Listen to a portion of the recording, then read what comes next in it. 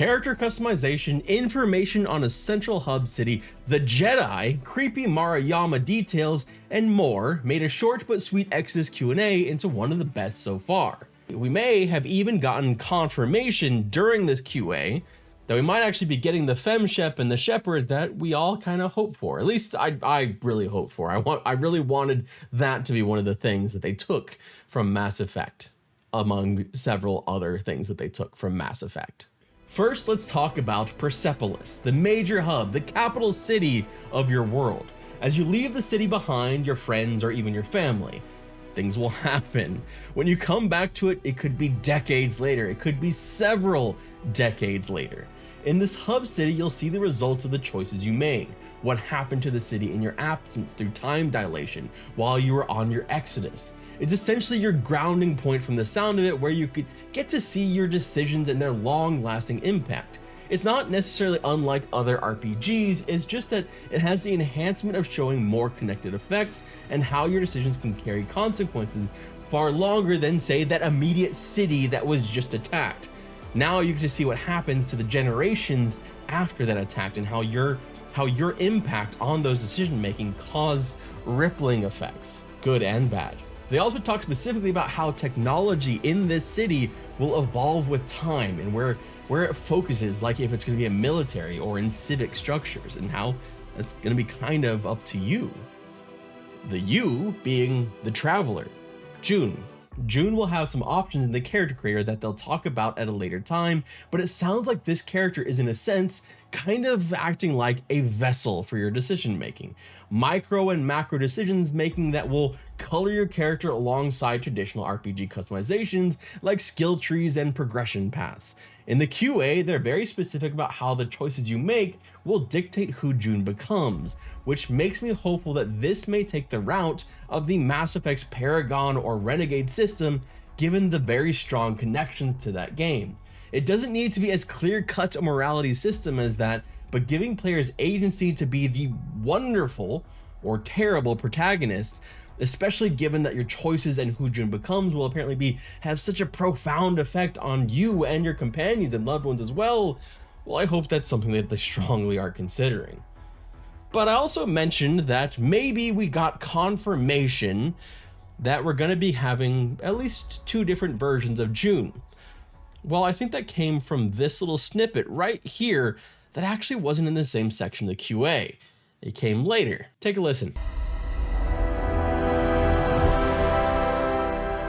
It has to be in the context of what we've already revealed, because there's so many good ones.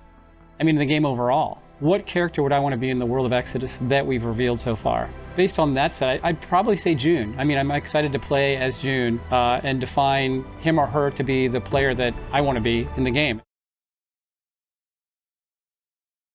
Play as June and define him or her to be the player that I want to be in the game.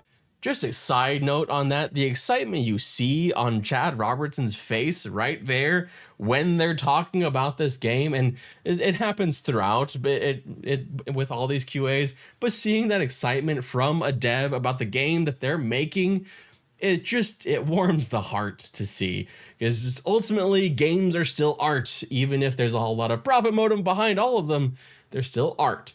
And seeing devs that invested in the things that they're making and that excited about it is really just a wonderful thing to see. So we know a little bit about June, but what the hell are the Travelers? Well, they have an interesting inspiration. Let's talk about it for a sec. In Exodus, you'll be part of the Travelers, an organization that goes out and finds remnants that will help your civilization, essentially making the Travelers, the Interstellar Travelers, kind of the centerpiece of this IP. In fact, they've drawn from another fantastic sci-fi IP to inspire them. Dagobah, this is not. Traveler will you be? It's one that many of us, if not all of us, will be very, very familiar with. Star Wars, and more specifically, the Jedi. And that, as a huge fan of Star Wars, has me really freaking excited. Hell, just listen to them talk about the inspiration of the Jedi.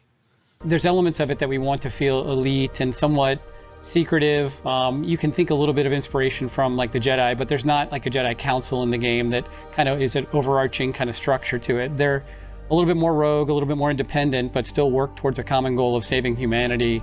And I think that's kind of a binding force with them on these journeys that they go on that are interstellar and have impact on them timeline-wise that's different from a typical journey. That sounds kind of awesome. It sounds really exciting, and it makes me even more interested in this premise than I was before. Especially getting to see how June will be able to impact these missions, how they'll be able to shape things through their actions. Good and bad, I hope. Again, I keep going back to let us be bad, please. Like, I won't be. I will be so honest with you.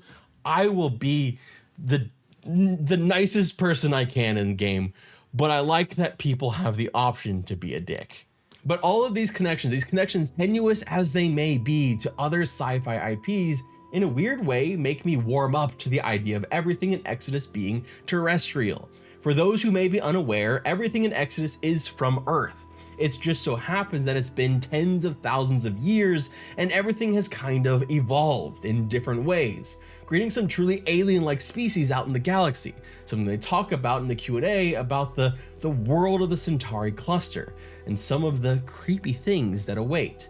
The Centauri cluster is the area of the habitable zone that was first colonized thousands of years before you, with the first terrestrial beings growing into these incredibly technologically advanced beings, creating thousands of star systems and empires that are in all kinds of different states of evolution, all coming from different timelines as arc ships carrying humans arrive thousands of years apart. Hell, some of those empires they've already died off already by the time you arrive.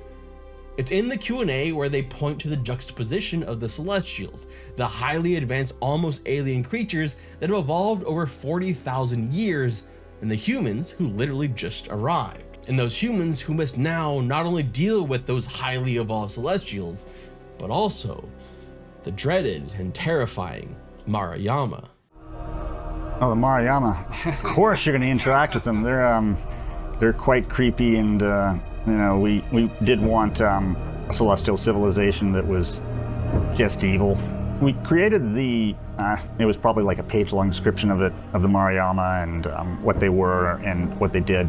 But then we gave that to Peter F. Hamilton, and he just dialed it up to like ridiculous. And then the company that made the video that you saw, Aaron Sims, they took that and just visualized it in an amazing way. So they're turning out to be as awesomely creepy and evil as we wanted them to be. The Mariama are also a celestial civilization, but they're supposed to be just kind of evil, like straight up evil. They're a deep, creepy, corrosive force, and I cannot wait to be terrified by them and learn more about them. And keeping in mind that while they are this celestial, creepy alien force that reaches out with all of its little faces and grabs your ship to devour you, they also came from humanity. So that's, I'm sure, like a meta concept right there of how fucked up we can get.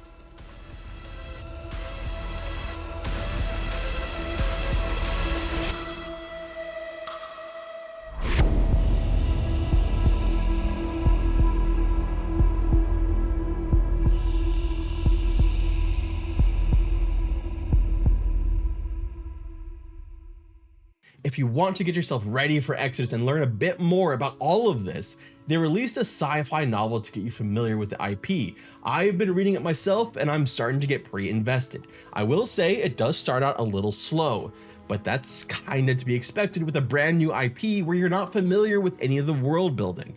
But if you want to check it out, I've linked it down below so you can get it yourself. I can't wait for this game. It's one of my most hyped sci-fi RPGs coming out. I don't know if we'll get it in 2025. I'm probably leaning closer to like a 2026 release date for this, and that even that may be me just being hopeful. But I want to jump in. I've been craving a game like this, a game that kind of follows very closely and unashamedly the formula of Mass Effect, a sci-fi RPG that can really dig into, because I'd rather that structured story versus the open space adventure. Not to say there's anything wrong with that, it's just not for me personally. My name is Trevor Flynn. Thank you so much for watching, and I hope you have an absolutely wonderful day. Thank you for your time.